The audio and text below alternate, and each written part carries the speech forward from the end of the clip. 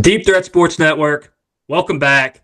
Hey, as you can see, we have no Dave today. Dave's finally getting himself a day off. Dave's been out here grinding, so credit to Dave.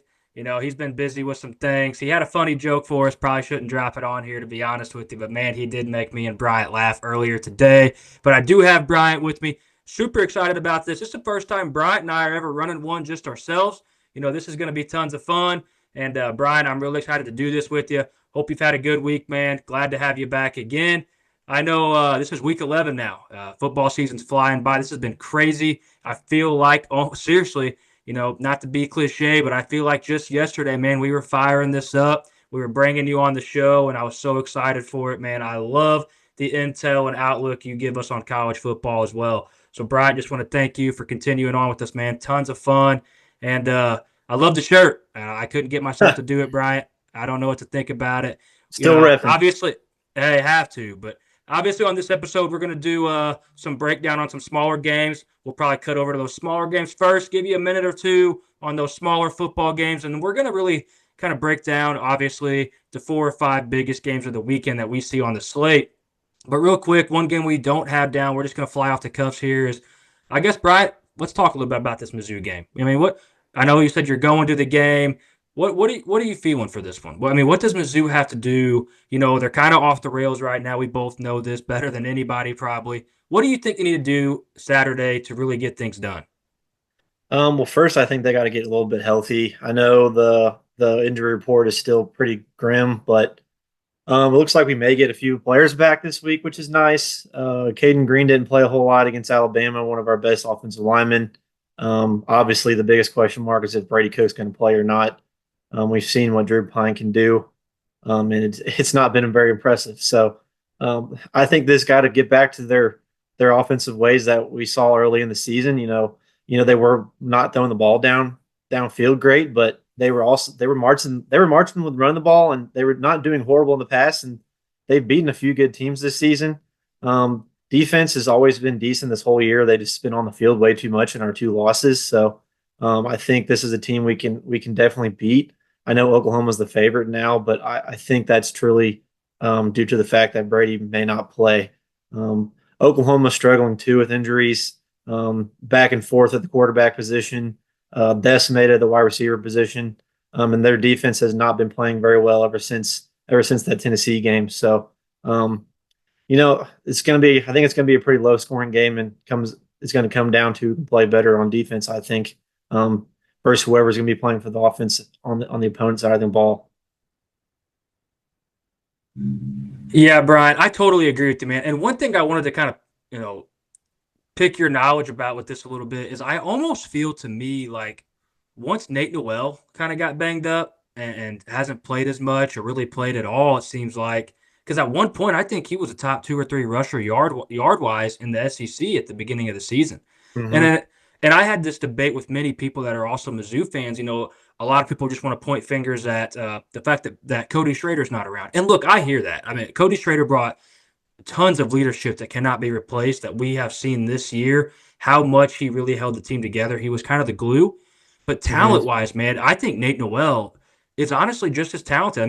This running back duo, especially together, I feel like replaced the role of Cody Schrader just fine. So I feel like Nate Noel being out, and I saw earlier today he's questionable now, and I feel like that Yep. would be huge, right? And to your point though, Oklahoma was also reeling. This game preseason was an absolute must watch on the schedule. We're kind of rekindling a rivalry that hasn't played in years, and both these teams and fan bases hate each other. And I was so excited for this. And it's not that I'm not excited now. Man, we got Mizzou football, and any week with Mizzou football, whether we're good or bad, is a good week. It's better than no football.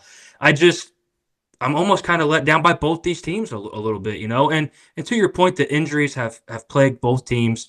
I did see that I think Deion Burks, I think, could be back this week for Oklahoma as well. That would be a Possibly. huge gain for them, especially if Jackson Arnold is playing to the caliber that they thought Jackson Arnold would play at. And that Oklahoma defense, Danny Stutzman, an absolute menace for other Mm-hmm. opposing teams. So it's just a game that is actually really interesting. It's just lost a lot of the fire that was underneath it at first. So really exciting stuff still. Hopefully Mizzou can get it on track. my biggest thing here, Brian, is they got to make this damn thing competitive, man. They got to make it Absolutely. competitive. We always seem And to play good at home, even this year. So yeah, I think that would help. I know it's sold out. Tickets are hard to come by. It's going to be loud. It's going to be a night game, so it'll be fun. And yeah. like you said, we're rekindling an old Big 12 rival. Well, and two, Theo East, man. Theo East Yep. transferred in from Oklahoma, right? Caden Green transferred in from Oklahoma. These Luther guys, was Luther was committed to Oklahoma at one point. Luther was committed to Oklahoma. You are correct. I mean, there's a lot of bad blood here. So Yep. obviously, we don't want to spend too much time on this. Just kind of talking about the home team. This is a big game for them, and we don't really have them on the docket much. So just wanted to kind of pick your brain and see how you felt going into it. But now let's talk about some of these smaller games. We got 4 games that are smaller games for you here that we're just going to hit real quick. So, Brian, this Colorado at Texas Tech game, it's 3 o'clock on Fox. What do you think about this one, man? Like, how do you feel about the Shadur Sanders and the Travis Hunter hype train right now? Texas Tech coming off a big win. I mean, how do you think this one plays out? I think this game's gonna be pretty close. Colorado has definitely exceeded expectations this year. They're ranked in the college football playoff prediction rankings that came out this week. It could be a big statement game for either team. Like you mentioned, Texas Tech came off a big win last week against Iowa State, and they've kind of played spoiler a few times this year against some other teams. So this would be a fun game to watch. Typically these bigger games are at 11 on Fox, but this one's in mid afternoon. People will be tuned in. Obviously the media likes Colorado for whatever reason, especially. And then also Dave likes Colorado too, so he's not here to talk them up like we probably will as much. But it's going to come down to who can make more plays. Is Shador going to play like he has been all season and get the ball to Hunter and Will Shepard and some of those playmakers they have on offense, or can Texas Tech shut them down like they did to Iowa State last week? Yeah, man, this should be an exciting game. Honestly, I mean, both these teams are exceeding expectations this season. So credit to both those teams. Credit to Dion, man. We didn't give him much credit coming into it. Obviously, Dave did, like you said. But I Hmm. mean, I didn't think they had it in them, and they're really showing something here down the stretch. But I'm gonna take this Clemson at Virginia Tech game. It's 2:30 on ESPN Saturday, and man, Clemson coming off not a good football game. They really need to get back on track. Louisville absolutely outperformed them in every stretch of the football game. We've talked here many a times how in these big football games and these big moments and these tough environments, Cade Klubnik just doesn't seem to have it, man. I mean, everybody was talking about how great he was and how great he played from the after the Georgia game up until last week, and rightfully so, man. That schedule was extremely weak. We touched on that here on the show going into that football game. That hey, look, this is their toughest game, and Louisville was a battle tested team. Virginia Tech is also fit in that same mold as Louisville. They've had some hard nosed football games. They're battle tested. They went toe to toe at the beginning of the season with Miami. Some people say they should have won that football game. I'm not here to argue for or against that at this moment. But man, they're a really good football team. They just have came up short to expectations. They returned so many starters that all of us, including myself, really thought Virginia Tech was a team to beat in the ACC this year. And this is a game they can kind of hang their hat on, prove themselves. They come out and win it. They play hard. I know going into this game, it looked like Kyron Drones and running back Tootin was probably not going to play and they're hurt. But after I read some things today, it kind of looks like they might be a go, man. They're practicing, no limitations on them. So I expect them to play. And Brent Pry wants this football game. So does Dabo. If I'm Clemson, I'm going to feed Phil Maffa, and I'm just going to let Phil Maffa eat. I think that's their best chance to win this football game. And look for Kyron Drones to make some big plays down the stretch and try to win this football game. Yeah, people forget sometimes that Blacksburg is a very tough place to play. They get that inner Sandman coming in, walking in, locked arms across the practice field into the stadium. The place will be packed, especially that Clemson is in town. When they have an opponent like that, Virginia Tech always gets the crowd behind their football team. So this won't be a walkover game, I don't at all for Clemson, especially with them reeling after that loss last week. But it's definitely a lower tier opponent than Louisville, so they have a chance to bounce back and get back on track. But I think this will be a pretty close game, honestly. Absolutely, Brian. Hey, I love college football so much. As soon as you started mentioning the Inner Sandman intro that they walk into, it legit gave me chills because I don't know if Mm-hmm. people have watched that or not. That It's is it's top awesome. tier. That is a top tier introduction into a football game. We'll be tuned into that one for sure. And I'll be honest with you straight up, Brian. At the beginning of the week, I liked Clemson to cover this football game. That was before Drones and Tootin were playing. If Drones and Tootin are playing, I love getting 6.5, buying the hook, and getting 7 for Virginia Tech at home in this football game. I really, really do. Yeah, it's So not the bad. next, Maybe you could pick. no, man, that's you're getting us a full possession. I like that. The next thing we're going to kind of break down here a little bit real quick is Michigan at Indiana. That's going to be 2:30 on CBS. And Bryant, Indiana, man, they got some things to prove still because people are still doubting them. Tell me what you see. Yeah, I really don't know why people are doubting them. I mean, they're a top 10 team in every poll, including ours. Michigan has struggled this season. Indiana's at home. Curtis Rourke's back and healthy.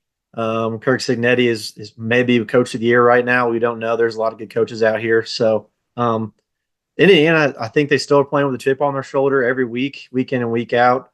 They do not take a game off. Definitely don't think they will in this game.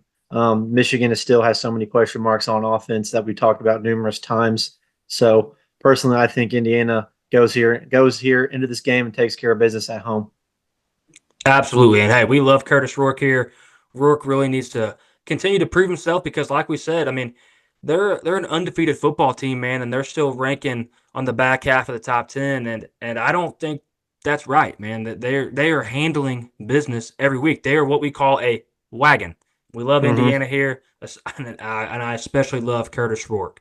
So the next thing we're going to talk about a little bit too, before we really dive deep into them, is Miami at Georgia Tech. That's 11 o'clock on ESPN. And this is an extremely interesting football game, too. You know, I looked at this slate, Brian, and there wasn't a ton of games where I was just like, wow, man, we got a knockdown, drag out. But I looked at this slate and I was like, man, there is some potentials for some of these lower or mid-tier games to really have some serious potential for us to come back here next week and be like, holy shit, man, that was a banger, and it shouldn't have been. I felt like looking at it, there's a lot of games where you all right, this is obviously a better team than the team they're playing. They take care of business, it should go smooth. But at the same point, if it doesn't, there's going to be a lot of tight games. I feel like, and a lot of um, uh, fan bases chewing their fingernails. Oh, for sure. Edge of the seat type And stuff. this is one of them, I think, personally. But Absolutely, dude. Miami at Georgia Tech, especially if Haynes King's playing. I mean, that is the big if. That's been the big if for Georgia Tech. They are a different football team when Haynes King plays. He brings a different dynamic. He reads defenses pretty well. And let's be honest, man, the one knock that we've gave Miami this whole season, besides Mario Cristobal, is their defense. There's times when their absolutely, defense takes plays off. There's times when their defense gets caught looking in to crash the quarterback, crash the run. They get torched.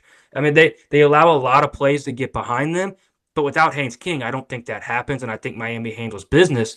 I also get concerned sometimes where Miami they almost sleepwalk in the beginning. They are a totally different team in the second half of football games.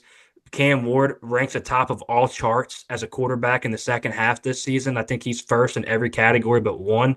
I mean, he is electric. We've talked about him many a times, how if the opposing team he's playing, their defense gives up some points, Cam Ward grabs the football, gets back on the field, lets his team around him. Like he gives off that aura that like his team just trusts him. Like, hey, we are yep. fine. Cam Ward is in the huddle. We are fine. And that's exactly how I feel, man.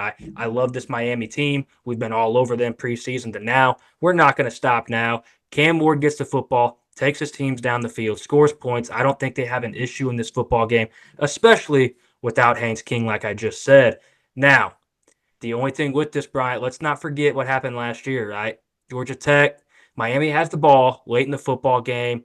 They Mm, decide to run it instead of knee it. yeah, I This is the forgot Mario, about that. literally probably one of the worst coaching calls in the history of college football. And this is the Mario Cristobal effect, man. Don't let this be one of those moments where we come back in here next week and we're like, dude, Miami, you had everything in front of you to be a top seed in the college football playoff, and you just shit the bed. Let's not have that conversation. Yeah, Miami has played down to some of their opponents this year, especially that Cal game and the Virginia Tech team we just talked about. Yeah.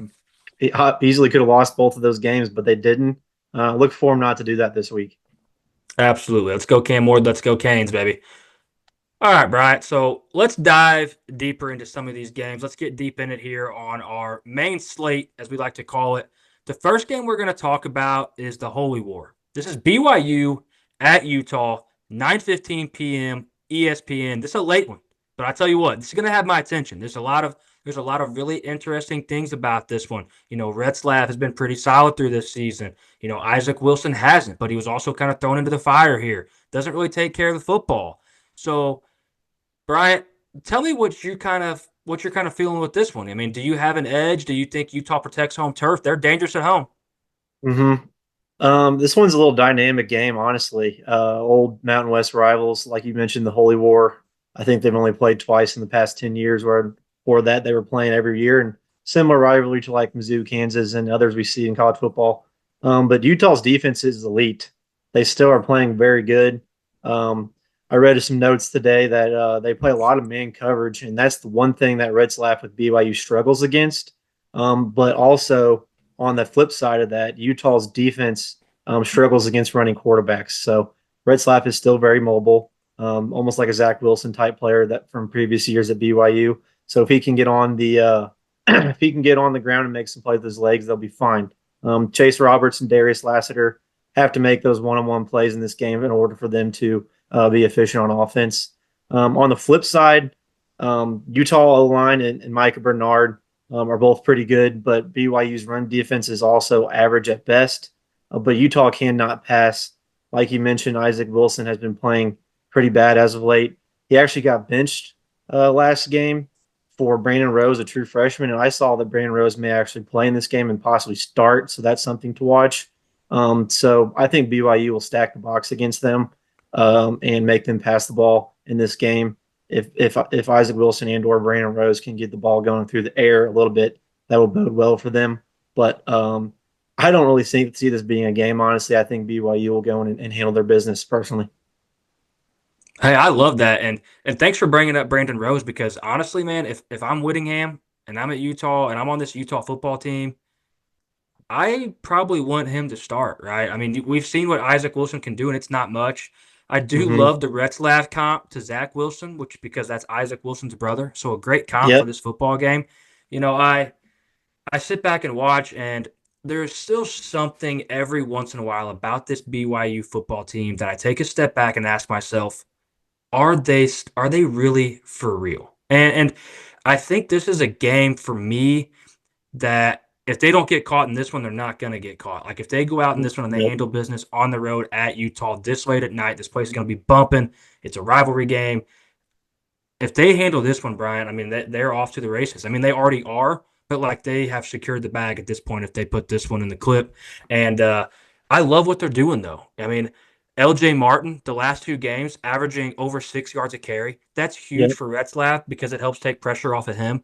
And at one point, Retzlaff was the leading rusher on this football team. To your point about him being a mobile quarterback. So having LJ Martin take some pressure off of him, that really helps him a ton. And what's crazy to me is the fact that you bring up the Retzlaff not being good passing against man coverage. I feel like that is where quarterbacks should almost shine if their O line can give them a little bit of time because you can look off or hell, you can almost even stare down the receiver you want to go to and just trust that he's going to beat his guy. I mean, if you have Mm-hmm. the time, your receiver's going to beat his guy most likely at some point in man coverage. So that's Yep. crazy to me that he struggles more in man than zone because most quarterbacks are the opposite. Yeah, a lot of the struggle to read defenses in college football. This you don't have to read basically the cornerback or safety that's guarding the guy that you're throwing the ball to. And I read that Utah almost exclusively plays cover one, one high safety with man on the outside. So we'll have a chance to try to exploit and get better against the man in this game for sure. Both these defenses are really good. This will be a defensive game. I think it's going to come down to whoever has more playmakers on offense, and I really do think that's BYU at this point. Absolutely. And talking about these defenses real quick before we get off this game, they both allow less than 20 points per game. And I saw today that Utah has only allowed over 20 points 3 times this season. So Yep. Utah's defense, man, is ferocious, and this is a true test for this BYU offense. I do think they get it done to your point, regardless, because I don't think it's going to be a shootout by any stretch. And I think if BYU can just get to 20, they're probably going to go ahead and secure this one, Bryant. Yeah, I see this one being like a 27-10, 27-13 type game, honestly, around there somewhere. We may have to look at the under for this game in our book it segment later. I know we don't have that down on the docket, but it may be worth a look, especially if we're both feeling some type of way about these defenses. So this next game we're going to get into is a game that I still to this day cannot believe that in week 11 these are two teams that we're talking about our top tier matchups of the week. And I'm excited as hell for this South Carolina at Vanderbilt football game, 3:15 p.m. on SEC Network. Flabbergasted Prime that time we're afternoon still slot for talking. SEC. Yeah. I wonder what the odds would have been on something like this, in week 0 of the college football season. It, credit to Clark Lee for how good of a football coach he is, how fantastic of a job he's done at Vanderbilt this year. And credit to Shane Beamer when the odds were stacked against him, and he was one of the favorites to be fired this season as a head coach according to betting odds. Neither one of Mhm. these coaches are in any sort of jeopardy coming into next season. These coaches have done fantastic jobs. Bryant, how do you feel? So I feel like these teams are honestly very similar on the offensive side of the ball. Both very dynamic quarterbacks. Lenore Sellers turns the ball over a little bit more than Diego Pavia. I both think they're just equally as mobile. But I think this comes down to South Carolina's defense. They are much better, I think, up front for sure than Vandy. They're arguably elite, especially in the SEC. They've absolutely manhandled a few top notch teams, including Texas A&M and a few others. I think this all comes down to which quarterback can make more plays, whether it's through the air or with their legs. We saw Pavia when they beat Bama; he was running all over the field. They almost beat Texas, similar deal. Eli Stowers at the tight end position for them. He's probably one of the best tight ends in the SEC. On the flip side, I do think South Carolina has a better rushing attack with Rocket Sanders. If they can get him going, it may open it up their offense a little bit more. This is going to be a fun game. That Vandy crowd's been packing that stadium there in Nashville this year. They've been hooping and hollering, so I think it's going to be a fun environment. Vandy has been a tough team to play this season, especially on the road there in Nashville. So this can be a fun game to watch. We'll see if South Carolina can stay on the roll they've been on as of late, and see if Vandy can play spoiler again. A couple things you talked about here, Bryant. They are very, very, very similar football teams. They're both balanced offenses. They both try to get the run going, whether that's with the quarterback or not. I fully expect Lenore Sellers to probably have 10 keepers himself. I fully expect Rocket Sanders to get fed the rock, especially after how he looked last week. And if he could play 90% as good as he did against Texas A&M, he's going to have his way against Vanderbilt. Not Mm-hmm. selling Vanderbilt short. One question I ask myself every time I see Vandy play football is, where would they be if they didn't lose to Georgia State? I mean, seriously, Absolutely. they would be I don't want to throw, darts here, but they'd be a top 15 football team probably. I mean, Absolutely. they have an incredible win. They've got good losses outside of Georgia State. I mean, this is a really good football team, man. They're a very scary 3-loss football team. So is South Carolina. So that South Carolina defense, we talk about that defense almost every episode, I feel like, but they deserve it. They are incredible. They're my favorite defense to watch in college football, if I'm being honest with you. I love the stunts, the movement they do, the pure moves these guys are out, like they make as pass rushers. I mean, they're incredible, man. And they get it from every angle. Yeah, Dylan Stewart's probably one of the better freshman defensive linemen we've seen in a long time, I Yes. think. Yes. What's crazy too is some people probably balk at that a little bit because he doesn't always fill up the stat sheets. But seriously, watch his football games, watch his tapes. He is knocking the lineman off the ball. He's getting a push every time. He's getting doubled quite a bit, and as a freshman, that's incredible. It also allows some of these other guys on this defense to free up. If I'm Vanderbilt, and obviously they don't need help coaching because they're doing a fine job this year. But one thing that I'm really going to focus on is getting tons of guys in motion.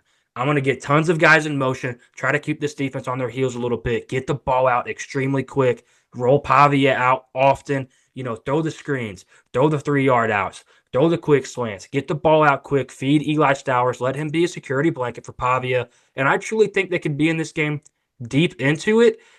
I just want to see Lenore Sellers for South Carolina take better care of the football and not throw an interception, because he's only got 7 passing touchdowns to 4 interceptions. So if Mhm. he can take care of the football, this South Carolina football team is extremely, extremely dangerous. Absolutely. Just to finish off this game, I think how Vandy beat Alabama was, like you said, they used a lot of motion, almost like that old Auburn offense where they had 2 or 3 options with every play, whether it was handing it off out of the pistol, handing it off in front, or passing out of it. They ran that similar type offense all season. Has worked multiple times. If they can get that rolling and make those defensive linemen either decide to tackle the running back or tackle Pavia, I think that's the way that they can come on top in this game. But it's going to take a lot with how good that South Carolina defense has been playing as of late. And like you mentioned, Sellers has got to take care of the ball. That's been their only kryptonite this season is him with turnovers. Last thing from me on this one is Pavia banged up? He's a little banged up coming into it, right? I don't know if he's on the injury report, but let me I look real thought I quick. saw that like he was questionable but good to go. Which that the only reason I bring that up a little bit is because it scares me, because if he can't be mobile and allow plays to develop, it really limits them, because South So Carolina will be in the backfield. Diego Pavia is probable to play, so it sounds like he's going to be good to go. Okay, good, good, and I want to see that, man. I don't want to see these two teams Yeah. clash, but they're both playing great, and then you got to sit a quarter. I don't want to see that. So good hmm thing there. I will be tuned into that football game. Cannot wait. That's going to be a certified banger. This next game, Bryant, I want to add one thing real quick. throw it at me. We talked about that BYU and Utah over under. We do not want to take that. Is it It's extremely 40 and a low? half. Okay. Well, I mean, hey, I think they got it right. I mean, they're thinking the same Yeah, thing we are. We, it's we, we 40 and a made the half. comment. We made the comment. It's a race to 20. So I mean, we're all over that football game without even knowing the line. So we'll probably avoid that. I've always heard, when a line's that low, bet the under. It's that low for a reason. But I would hate to be torched on a 40 and a half college football game. I would feel like a dipshit if I got torched. We'll probably come back next week, Brian, and talk about how it was 17-7. But hey, Yep. I'm willing to miss on that one.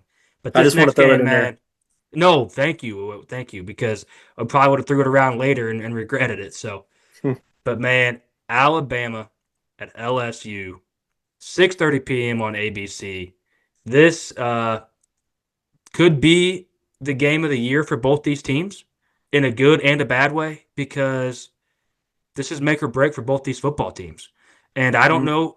The first question I'm going to ask before we even break it down: who do you trust more at the coaching position coming into a game like this? Do you trust Kalen DeBoer trying to come into Death Valley at 6:30 at night, or do you trust Brian Kelly, who is 17-1 on home games at night at Death Valley?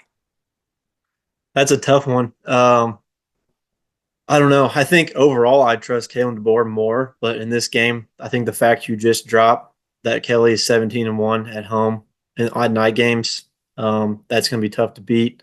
Death Valley is probably maybe the hardest place to play in college football at night, especially.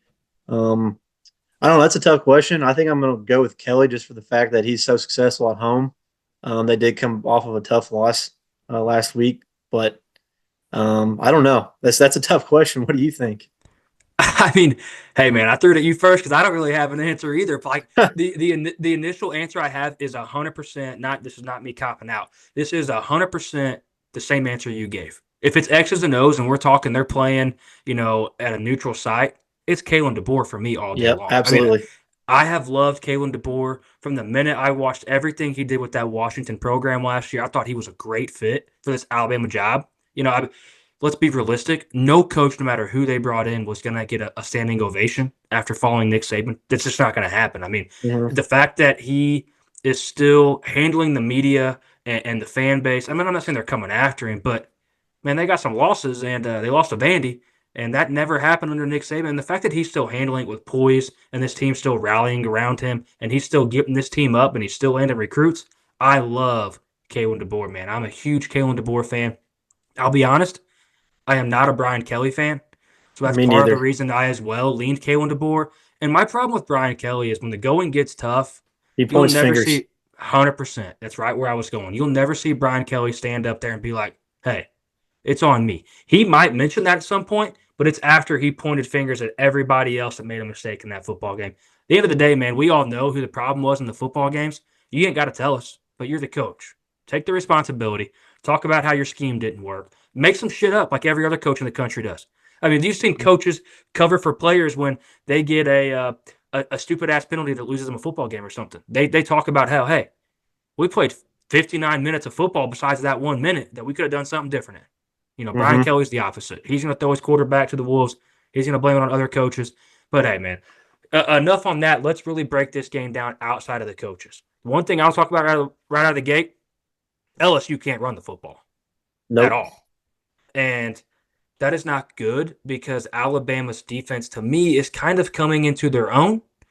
But where LSU does match up well with this Alabama defense is we have talked week in and week out about how this Bama defense secondary, to be exact, allows many receivers to run free because they can't cover them. This is a true offense that as long as their O-line holds up against this Alabama front seven, if they can hold up, Nussmeier can get the job done down the field with these receivers. Absolutely. Like we have here, LSU and Nussmeier are very good against man defense, and that's what Bama primarily runs. I do think in this game, if Bama wants to be successful on the defensive side of the ball, obviously I don't think they have to worry about the run too much. So that gives them a little bit of flexibility to maybe run some 3 and 4 man fronts and blitz and have more guys draw back and protect the secondary as best as they can. But we've seen LSU be dynamic on both sides on the offensive side of the ball too. So I think it's going to come out and see which team can work on their weaknesses, whether it's Bama secondary or LSU's rushing attack, and and come out on top on the offensive side of the ball. Now flip it over on LSU and defense and Bama on offense. Like we talked about all year, Bama is either a Milrow running the ball with his legs or throwing like a 40-yard bomb to Ryan Williams and others down the field. I think LSU's defense has struggled against mobile quarterbacks as of late.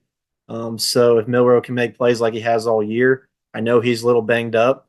I think that'd bode well for them if he can continue to play like he has in these bigger games that they've had this season, throwing those deep passes when it's not there, making plays with his legs and facilitating the ball with that strong arm he has. What scares me the most for LSU is you just touched on it right there. You see them have tons of success against Connor Wegman starting for A&M when they played and they matched up because they did play pretty good, pass coverage. And the run game wasn't working for A&M because you see Le'Veon Moss go out in that football game. And, respects to him, he's out for the rest of the season because of that football game and that injury. But when you see Marcel Reed come in for A&M against this LSU defense, buddy, they had no answer. And if Mm-mm. Marcel Reed can shred them running the football like that, I'm here to tell you, Jalen Milrow is much more successful and much more seasoned, obviously, at running the football against, high-level opponents. He could have his way on the ground in this football game. I've kind of read some reports that, he's not 100%, but, I mean, an 80% Milrow on the ground is probably still pretty successful against this defense. And the one thing I want to see from the Alabama passing attack, though, is we need to get somebody else involved other than Ryan Williams. And we've talked about that Yeah. on this show before. It's if the defense can protect the edges on the Milrow rushing attack and take Ryan Williams out of the equation, Bama doesn't have as much success. I mean, let's talk about that Mizzou game a little bit. That first half, man, Mizzou had a great scheme against them. I mean, it was working. You just saw a defense that pretty well, in my opinion, just gave up because they lit on the football field that game. Maybe they had no more energy. They were shot. And if Milrow gets out of pocket and the plays start to develop, LSU could have a really long night at home. But something just tells me, man, that there's no way LSU goes down without a fight at least. I mean, I think the line represents that. I think last I looked, it was LSU plus 2.5, I think. And I like that. I think that's right. I think, that to me proves that they think Bama is a better football team because usually the home team gets 2 to 3.5 points depending on the venue. I would say LSU is probably a 3-point venue, and you still see them at plus 2.5. I also know that Weeks might be hurt for this LSU defense. That's going to be extremely, extremely important. He has proven to me that he is probably their best, maybe not their best, but he's one of the top 2 front 7 guys for that football team, and he is sideline to sideline high energy, high motor guy for this LSU defense. So they need him to be healthy. I just, like I said, man, something still tells me that Nussmeier is going to fully expose this Alabama secondary. Yeah, LSU has to step it up in this game too if they want to have any chance of ending high in the SEC rankings at the end of the year. Um, if I'm Alabama, I'm still going to try to get the run going. Yeah. LSU is pretty good against the run, but that will only help Milroe if they can run the ball. They're obviously a much better rushing attack team than LSU is, but I do think LSU has a better passing attack. So it's going to kind of depend on which team can play better to their weaknesses on offense, and I think that's going to be a close game here in Death Valley. I cannot wait, man. This is It's this going is to be going fun. to be, and like we talked about earlier on Bitter this rivals game too. is Bitter rivals. talk about teams that hate each other, man. This is it, and this is like we talked about earlier. This is a game where the loser of this is truly done. Like Hmm. obviously their season's not over, but hypothetically speaking, like they're done. Like there's no playoff for them anymore. It's over. Yeah, So this is a playoff eliminator for sure. yeah, both these teams are going to be reeling. I mean, if the going gets tough, if whichever team can handle the pressure and handle the moment and rally, you don't want to see Nussmeier come back out here and start chucking interceptions again when the going gets tough, because that's No, when the wheels fall smooth off for that's LSU. when Kelly starts pointing fingers. That is when Kelly starts looking around at the sidelines and just start yelling at somebody and start blaming somebody else other than himself and what they have going on. So while we're here in the SEC talking about heavyweight, hardcore matchups, we have another one on the docket that is just as exciting to me, maybe Hmm. more exciting, and that's Georgia at Ole Miss, 2:30 p.m. on ABC. And why I kind of think this game, for besides the obvious reasons, is talk just about how this was an elimination game for Bama LSU. This is an elimination game for Ole Miss, not necessarily Hmm. Georgia. I mean, we talked last week or earlier in the week, sorry, about our playoff predictions, and we kind of talked about how we have Ole Miss winning this football game and still have Georgia making the playoffs. And if they lose to Ole Miss, they can still make the playoffs, and it's almost a shoe-in for Ole Miss at that point, as long as something stupid doesn't happen to them down the stretch. Hmm. Now, Brian, this was all before we knew that there's like 26 players on Ole Miss's injury report. Yeah, it's almost a page and a half long. It's kind of impressive. It sucks for them because they have a lot of good players on both sides of the football. I know earlier in the season we talked about how good their defense is, and it's continued throughout the year. Yes. I think we saw Jackson Dart kind of come into his own last week against Arkansas. He was our dog of the week, over 500 yards and 6 touchdowns. And Arkansas is no slouch of a team this season. They played very well, beating top Hey, teams that like was without Tennessee. Trey Harris too. Absolutely, and I have here in our notes, Jordan Watkins and Caden Lee have stepped up as of late. Um, Coming into the season, we thought it was going to be mostly Trey Harris and Prescorn. They're tied in, but it hasn't been hardly any. Really, only Trey Harris is the only guy that's played up to what we thought he was going to play like at the beginning of the season. So if those guys can continue it to step up and play well in this game, I think that Ole Miss has a good chance. But like you mentioned, Jordan Watkins is also on the injured report, so we may not know if he's going to play. Um, on the flip side, Carson Beck has been horrible with turnovers this year. He's been putting his defense in a lot of short fields. So he's got to shore that up. Otherwise, they're not going to go very far in this game or the rest of the season. I think this game is truly a battle in the trenches, specifically when Georgia has the football. Like I just mentioned, Ole Miss's front seven is up there with some of the betters in the SEC, including like the likes of South Carolina. They stop the run and they are great against the pass as well. So I think it's going to come down to if Georgia has some sets on that side of the ball and take care of the football. I think they have a good chance to win, but it's going to be tough, especially on the road down there in Oxford. Man, I really hope that at least one of Trey Harris or Jordan Watkins can play this football game, because without them, man, it's going to be extremely, extremely tough. And I read today that they're both looking to be doubtful. That is not ideal. That's not Not what we good. want to see as fans in this football game, because I want to see this heavyweight matchup. I want to see a matchup that we have anticipated all season long. Like one of our first episodes, we talked about how we thought Ole Miss wins this football game, and here we are. They have a real chance to win this football game still, but their whole team is banged up, man. I think Mm-hmm. Lane Kiffin gets in his bag on this one. I think Lane Kiffin knows that he needs this one. This would be a huge, boost for them in every aspect of football and recruiting and everything else in between. But also, man, Kirby's gonna have these dogs barking. I mean, he has probably whooped their ass all week at practice. This is just me, and I don't know why this is coming from deep down, but I hope Ole Miss beats the shit out of Georgia. I'm not gonna lie. You know what? Me too. I hope this game's 2 touchdown W, and you know, honestly, I don't know why I think that, but I just want it to happen. I agree, man. I hope it's 2 touchdowns with 26 guys on the Because injury report. we talk about other teams all year, like K States and Iowa States, about how they've been playing with fire and got bit.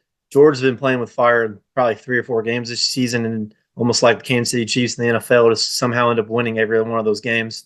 Um, They just find a way. if they mess around there in this game, I think they're gonna mess around and find out. I hope happens. So we'll see. They're a good team. They're a reason they're top 5 in the nation, but I don't know. I just want Lane Kiffin to just put a beat down on Georgia. I would honestly love it, man. And not because Georgia's had just continued success. I mean, credit to them for having continued success. I just something about this Georgia team just rubs me the wrong way. And I know that is just dumb to say, but like it's just truth. Like something about them when I watch them, just like son of a bitch, man. Like you should have lost. Like how They're, does this happen? they're very entitled for the lackluster play they've had this season. Yeah. You know, from what we're used to a Georgia team. Yes, there's a lot more, Like and it's Carson not Beck, you Kirby, have it on a note here. You have almost a 10% interception rate. Like, bro, dude. I know you're dating one of the what I can't remember the her The name now, Cavender one twins. Cavender twins, but like, come on, dude. That's got to be the Let- problem, right? it probably is. I mean, she must have him distracted because He's thinking about other stuff while he's playing. You know what I mean?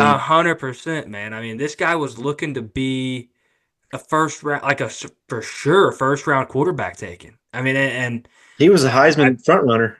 yes, he was. I mean, we had people comment on our show that were Georgia fans talking about how I can't believe you don't have Carson Beck. Where's Carson Beck? Well, I'll tell you where Carson Beck's at, man. He's got 17 touchdowns and 11 interceptions. That's where Carson Beck's at. I mean, Hmm. we saw a football game last week where I thought there was a real chance Carson Beck gets benched. Absolutely. Like, you looked like hammered hell against Florida's defense, and Florida's defense isn't that good.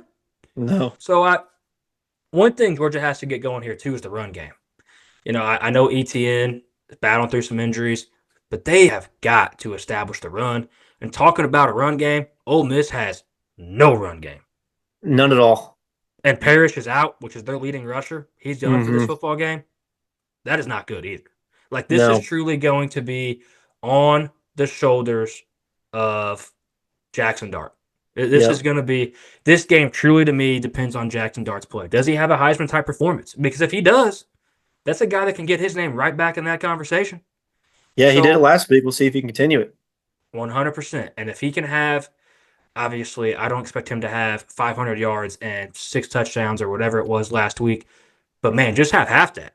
Go out here and throw for 280, 300, and 3 touchdowns and lead your team to a victory when your team was decimated and strap them on your back.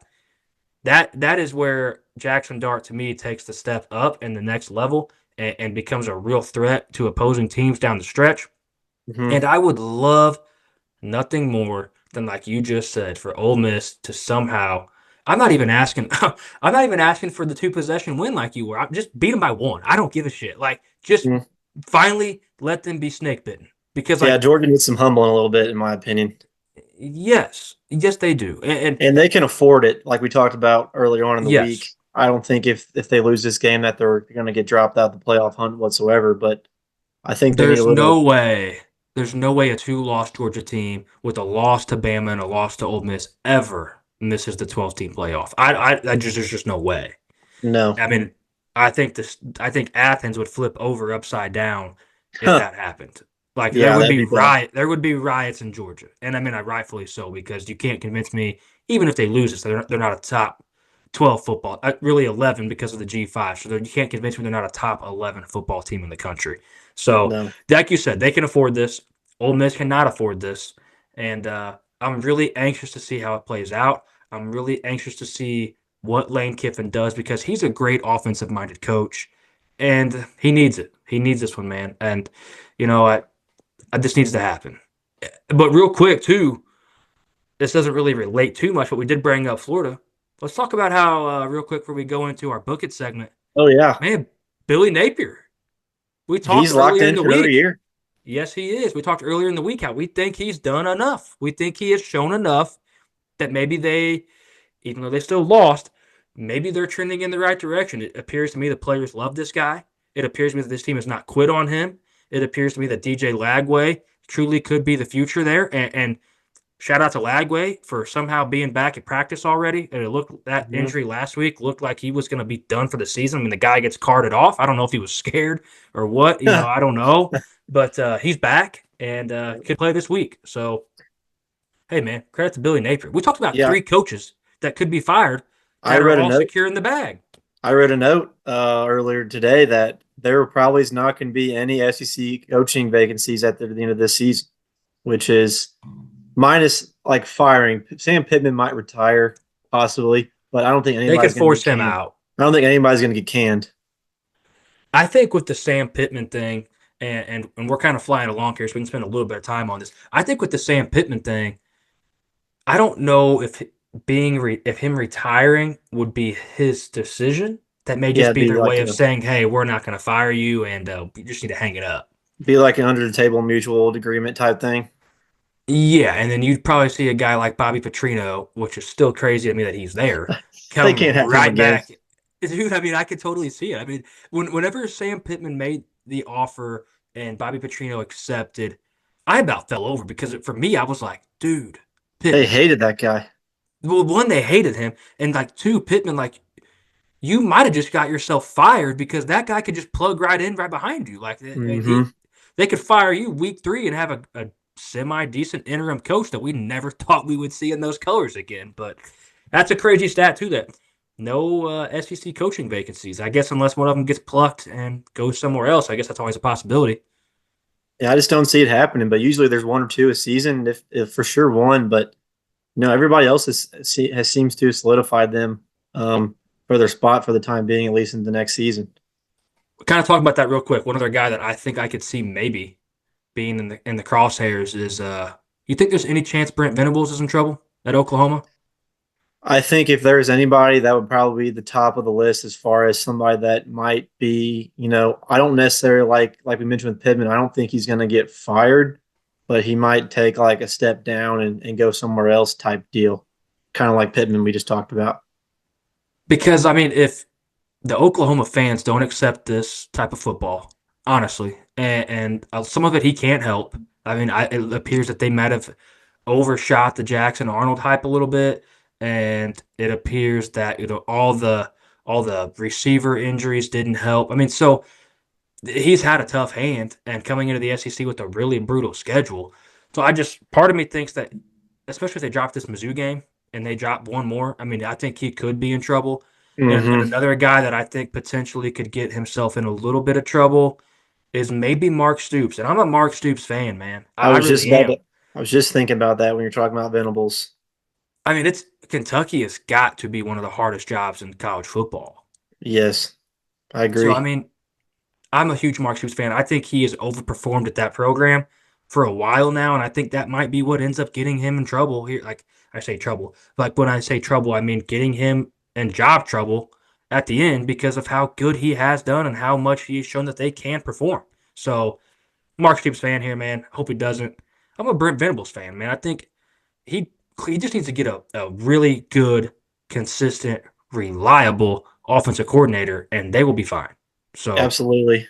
I hope all these guys retain their jobs. I like Sam Pittman. I don't think he's a very good coach, I'll be honest with you. But I'm a Sam Pittman fan. Like I feel like if there's one coach in the SEC that I'm going to call up and have a cold one with, it's Sam Pittman. Yeah, it's either him or Lane Kiffin, but those are two different types of parties. Yes, he couldn't have said it better Sam right there. Pittman, Like, you're drinking beer on the porch. Lane Kiffin, you're out on driving a Corvette or you're out on some massive yacht somewhere on a lake, yeah, partying with a bunch of women or top something. down. Yeah, Yeah. top down for sure. Like, take that in more ways than one. Like Lane Yep. Kiffin is that guy. But all right, Bryant, I'm gonna kick it over to you here, man. And hey, fire us up. This is our favorite part. This is where we are scratched and clawed last week to keep head above water and level the playing field. So, man, let's do this thing, baby. Hey, we're gonna bust into our favorite segment. I think everybody else and all of our loyal subscribers and viewers' favorite segment as well as our book it segment. I'll talk about last week. We were 6-6 last week. We mentioned last week before we got into this segment there wasn't a whole lot of anything we thought was great, but we wanted to give you guys what our best picks were last week. We were 6-6, like I mentioned, even didn't win, didn't lose. That happens from time to time, but we're still winning on the season. So let's jump in what we have this week. Our first game of the week, we got the Navy midshipmen in Southern Florida at UCF. We're taking Navy minus 2.5. What do you think about that one, Colin? Hey, I love Navy in this football game. I love Navy bouncing back. I love Navy finding it. And hey, man, America's great. You got to trust the armed forces right now, baby. Navy minus 2.5. We're going to go ahead and book it, Brian. I love it. Hey, our next game we talked about a lot in this show. We got Georgia and Ole Miss. We talked about how we want Ole Miss to take care of business, but we want it to be with a low scoring game in the process. We're looking at the under in this game, 54.5. Like we mentioned, this is a big game for both teams, especially Ole Miss.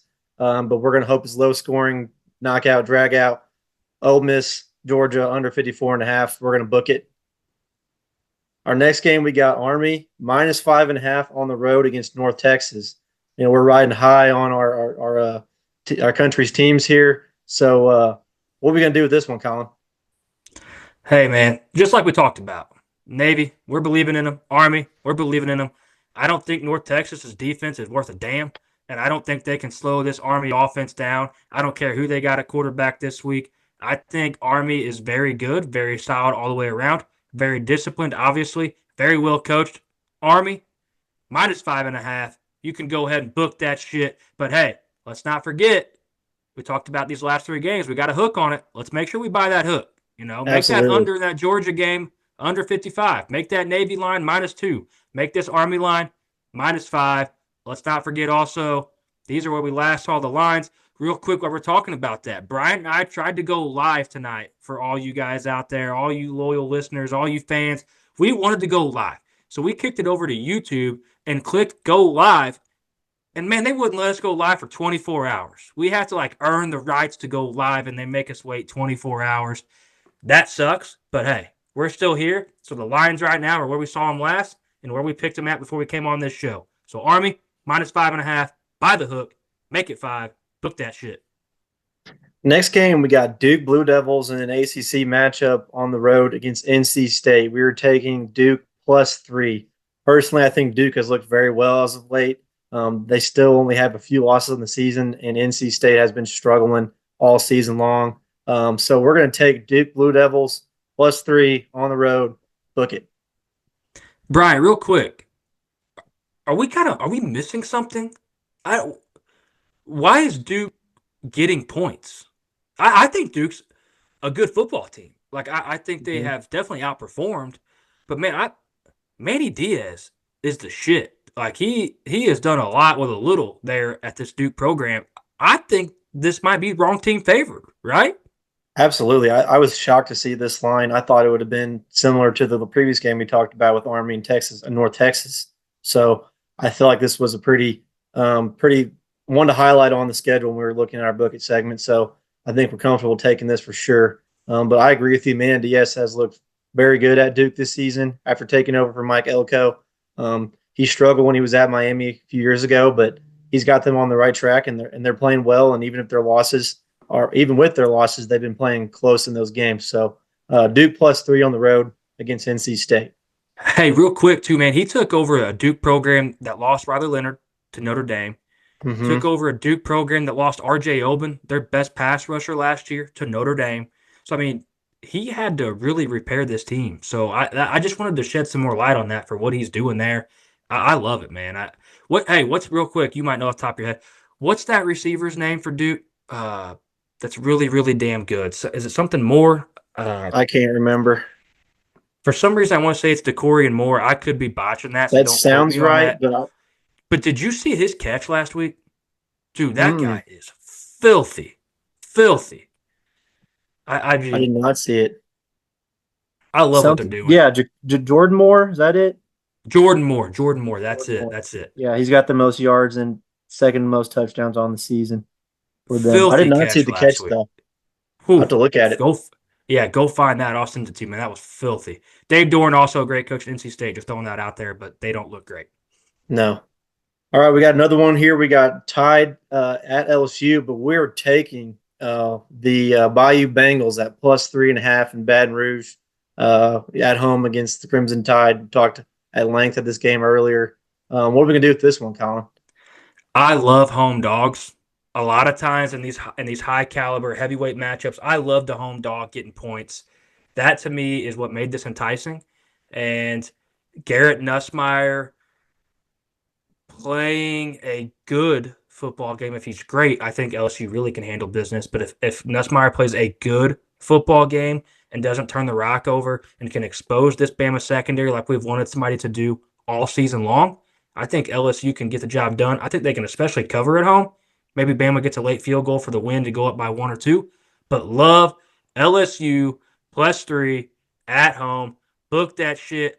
Don't forget the stat we threw at you earlier. Brian Kelly at home at night. This is a night game. Toughest place to play in college football, arguably. Love it, baby. LSU +3. Let's book it. Our next game here, we've been riding them high all season. We got the Indiana Hoosiers at home, favored by 2 touchdowns at -14 against defending national champion Michigan Wolverines. We're gonna ride the high of Curtis Rourke and Signetti, Coach Signetti. We're gonna take the Hoosiers at home there in Indiana. We're gonna book that shit. Hey, Kurt Signetti, let's try to see if we can find a line for him to win Coach of the Year. Hey, what's that behind me? Oh, dude, that's just Indiana's wagon. They are a Yep. wagon, Bryant. We love Indiana, baby. Let's go. Indiana We minus might 14. he Book might it. be the captain of that wagon. Oh, we're driving that shit, dude. We are for sure. We're rocking the reins on the horse. You and I are up front, just giddying up, baby. I love it. Come on now. Hey, our last game of the Book It segment, we got the Iowa State Cyclones in Lawrence against our beloved Kansas Jayhawks. We are taking Iowa State -3 on the road in Lawrence. Cyclones looking to bounce back after a tough game last week. KU also played a very good close game a few weeks ago against K State. Colin, what do you think about this?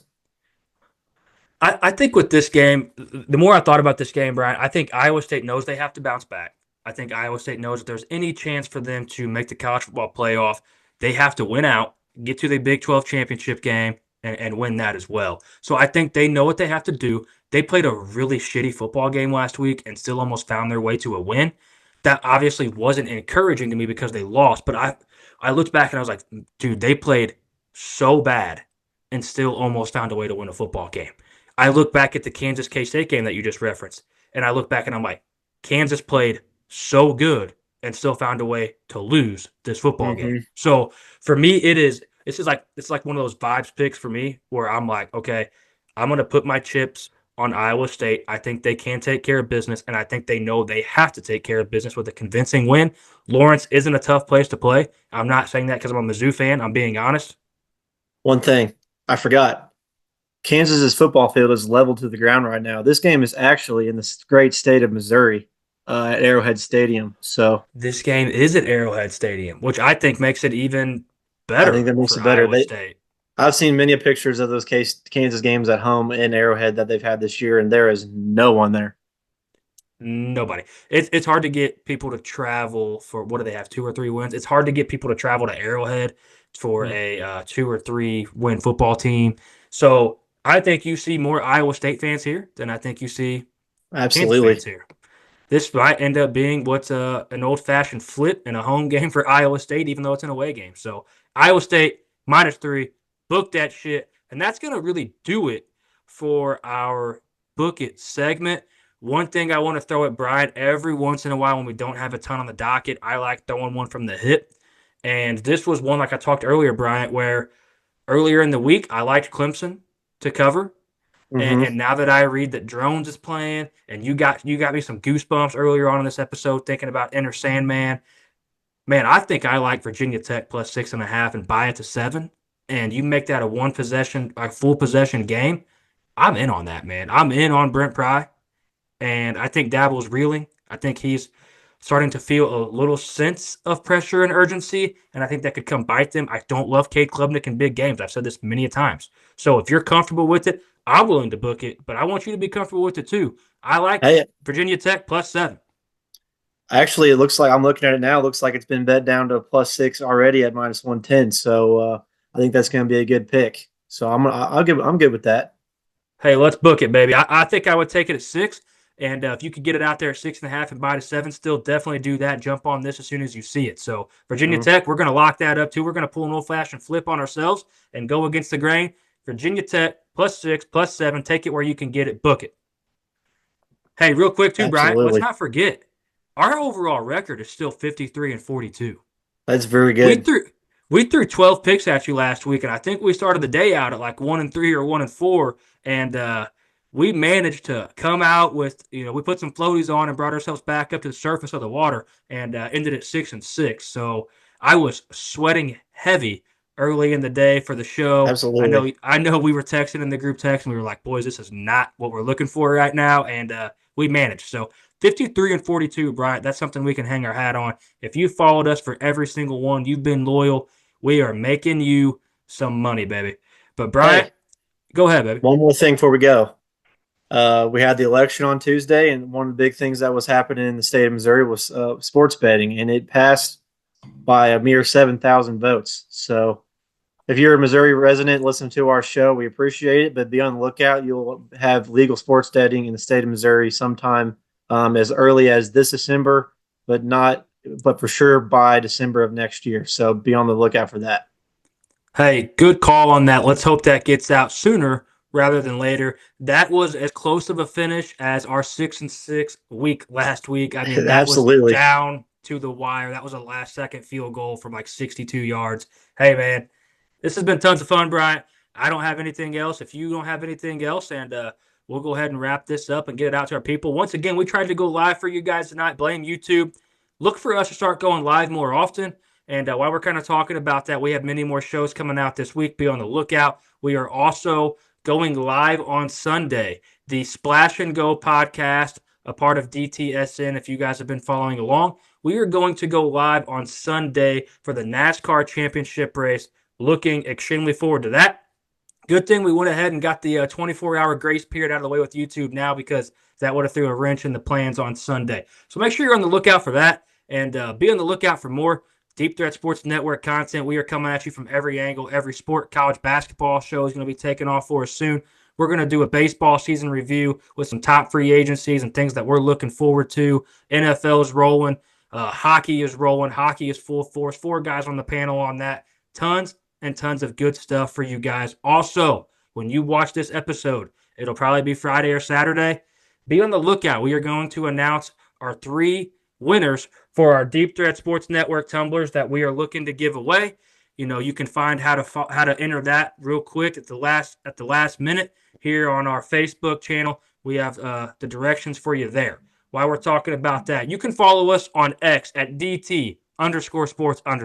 Facebook, Deep Threat Sports Network. Instagram, Deep Threat Sports with a Z. TikTok, Deep Threat Sports Network. YouTube, Deep Threat Sports. Spotify, Deep Threat Sports. Hey, you got any comments at all, any concerns, make sure you're liking our stuff. Leave us the reviews. Leave us the comments. Do you have anybody that wants to come run some socials for us? Hey, let us know. You got anybody that wants to come on here and talk sports with us? Let us know. We are open arms. I had a friend of mine text me today and say, man, I really love what you guys do. I really love your content. I wish myself that you guys had more subscribers, because you guys do a fantastic job. I watch some of these shows he said out here with way more subscribers and way more viewers, and it's nowhere near as good. So let's make sure that you're telling your friends for us. I feel like we bring really good stuff. I love the positive feedback from our friends out there. One thing we will never do is we are never going to pay for fake views, and we're never going to pay for fake subscribers. That is not what we're about. We want to make sure our subscribers are tuned in, listening, and love what we bring to the table. So, Bryant, tons of fun, man. First time you and I done this on our own together. This was awesome. We do miss Dave. Great. We miss that. We miss old Dave, the charismatic guy that cheers on Colorado week in and week out. We love old Dave. Hey, man, this has been tons of fun, Bryant. But hey, buddy, until next time, go Mizzou, and peace.